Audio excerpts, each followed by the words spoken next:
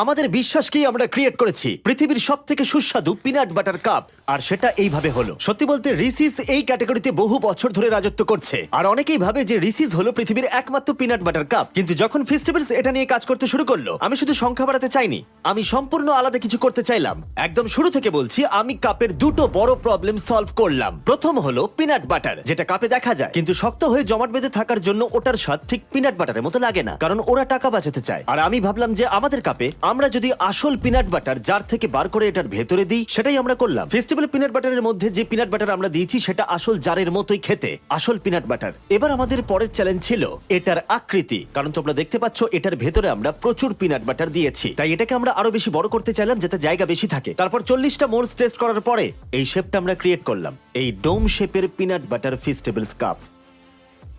যেমনটা তোমরা দেখছো এর ভেতরে অনেকটা পিনাট বাটার রয়েছে। এটা হাই কোয়ালিটি ফেস্টিভ্যাল চকলেট।